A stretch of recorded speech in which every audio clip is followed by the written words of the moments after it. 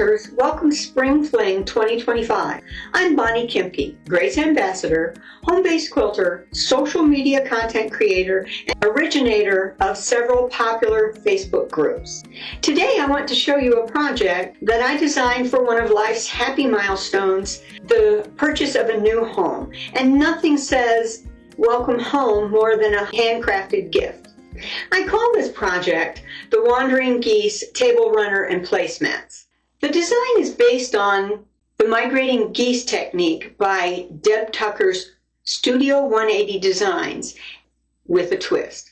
The twist is that the migrating geese technique is written for the geese to fly horizontally or vertically. My geese are actually running at a 45-degree angle. Let's get started, and I'll walk you through the video clips that I shot while making this housewarming gift. So whenever I'm cutting anything for my projects, I like to use my True Cut cutting mat. This is the 24 by 36 inch cutting mat. It's a good quality mat. I like the mat because it's thicker than most mats, and I like the way my blades feel as they go across this mat. So for this project, I'm going to be using, of course, my True Cut rotary cutters. And these are the My Comfort rotary cutters. And I'll be using two of my True Cut rulers. I'm going to use the 18 by 3 inch ruler and my 6.5 by 24 inch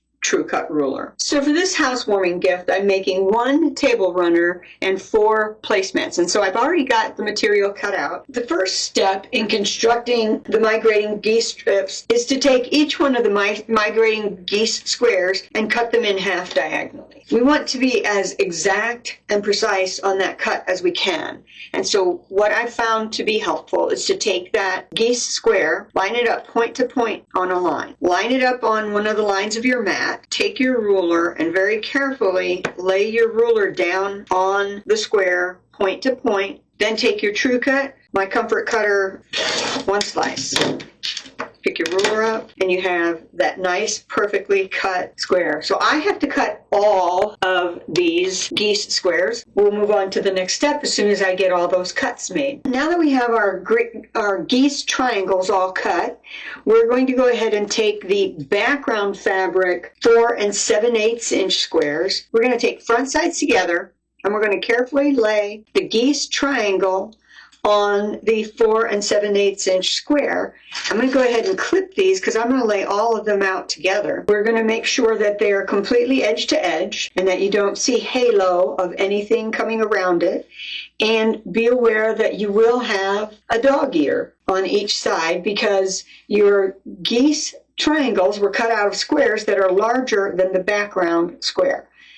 So when you have all of your geese triangles clipped to your 4 7/8 inch squares, you're going to have a pile that looks something like this. So the next thing we're going to do is we're going to take each one of these geese and we're going to sew a 1/4 inch seam along the outer edge. I'm going to go sew one of them together and come back and show you what it would look like. I love my little rebel for piecework. I'm using the 1/4 inch quilting foot with the guide, and I've already positioned my piece that I'm going to be sewing underneath the needle.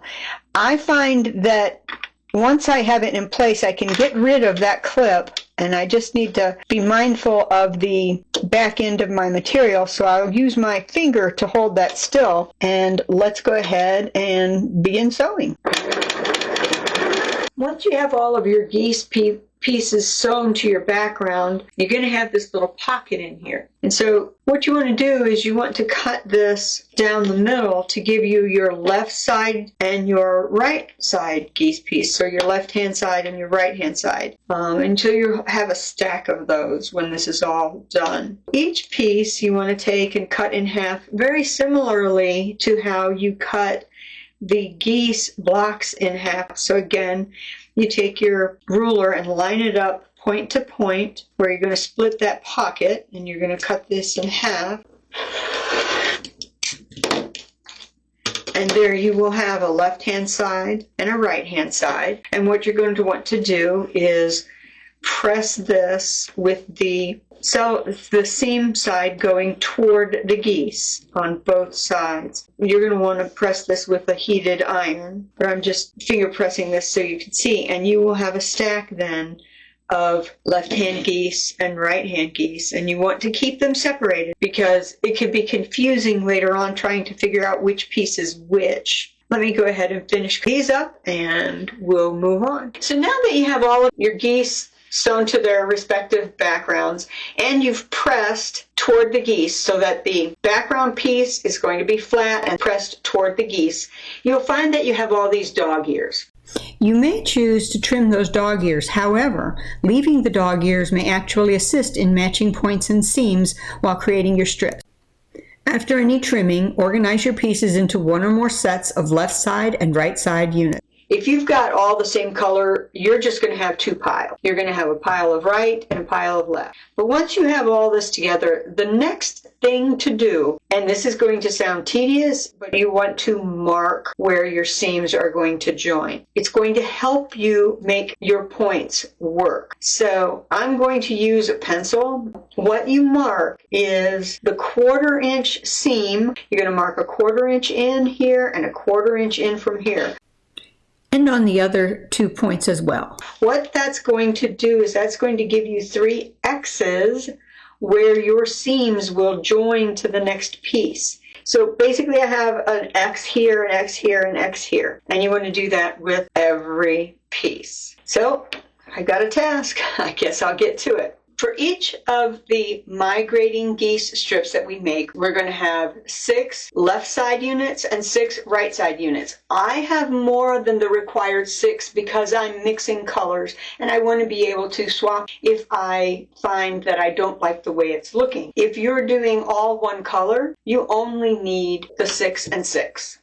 You'll only use 6 of the left hand and 5 of the right hand in this pattern, but they have to be cut in pairs, so you're going to have 6 and 6. To begin organizing these or laying them out, you're going to start with the left hand unit and you're going to lay it out. And this is important that you lay things out first. So you're going to lay that left hand and then you come in with the right hand unit and you lay it right up against it like that. Then you'll just proceed right on up until you have 5 on each side, 5 left hand and 5 right hand. So the very next thing we're going to do is begin sewing these together. It's important that you leave your geese laid out this way while you're piecing things together because this makes it easier to keep track of where you are. If you have multiple colors, this is the time to swap those pieces around. And that just happens to be the case. So what I'm going to do is rearrange ever so slightly. And I like that better. So now we're getting ready to piece. So we take our first piece. So take the second piece, that first right hand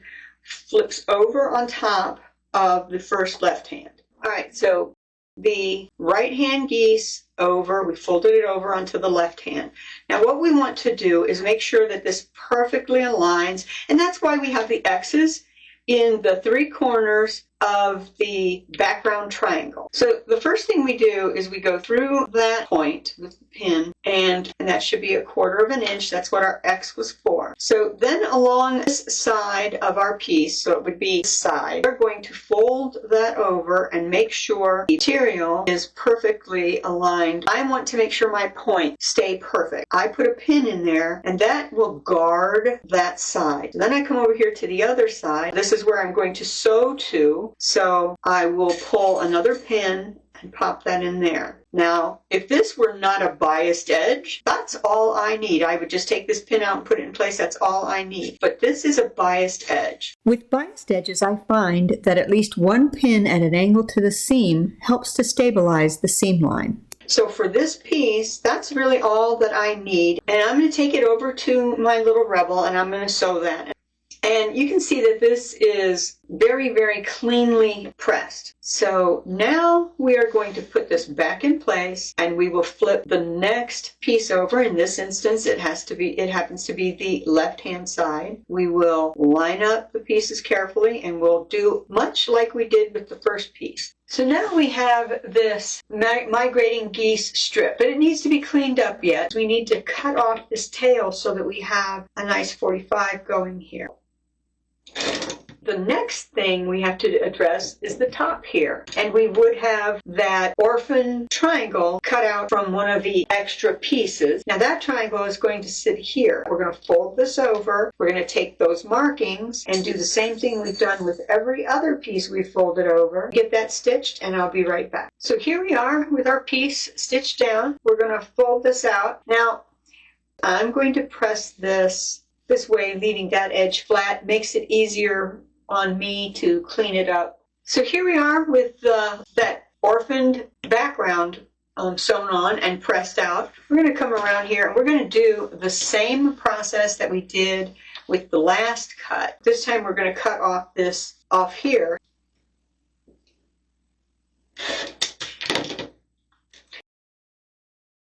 What's going to happen is this is going to go into our unit, the table runner unit or the placemat unit, and we're going to wind up putting the two triangles here on the side.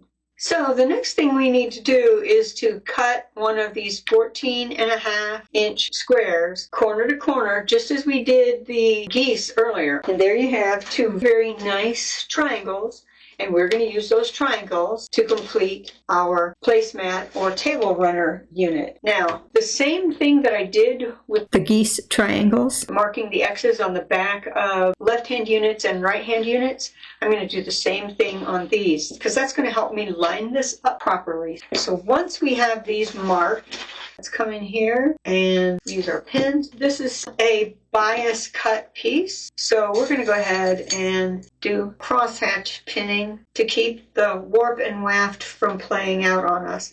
Is it absolutely necessary? No. But does it help? Yes, and it's worth my time. Now I'm going to go ahead and press that all flat. Even though it looks flat, it just helps to go ahead and add some heat to that. So I've just finished taking out the pins, and I guess let's find out how good I did with my points. All of my points are perfect. So pinning that, for me, that's a success. That means that's what I need to do is that waffling pinning because it keeps everything from moving around. And I'm going to go press this and I'll do the other side and we'll see what it looks like when we're complete. So here's your unit that we make. So we use two of these units for the table runner and one of each of these units for the placemats.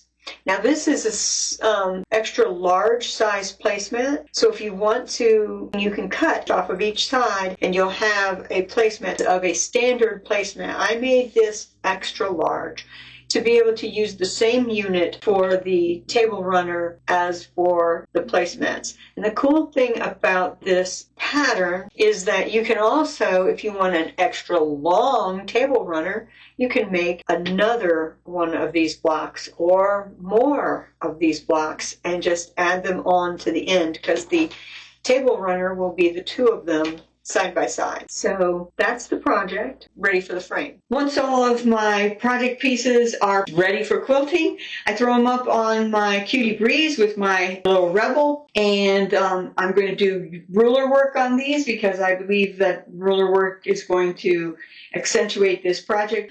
I have the first one that I've done pinned up here on the wall so that I can use that as a guide for my quilting for the remaining pieces so that they'll all have the same theme quilted into them. And I've got to tell you, for me, the little Rebel and the Cutie Breeze is the perfect place to do something like this and do it quickly. But you can easily do much larger projects on the Cutie Breeze with your machine. So let's go ahead and get some quilting done. I already have a ruler foot installed. I loved creating this project. This project is perfect for ruler work, but it's also suitable for an all-over design or even large sweeping design. For me, ruler work's always a little bit of stitch this, stop, stitch that, stop, but it's still going to be so fun.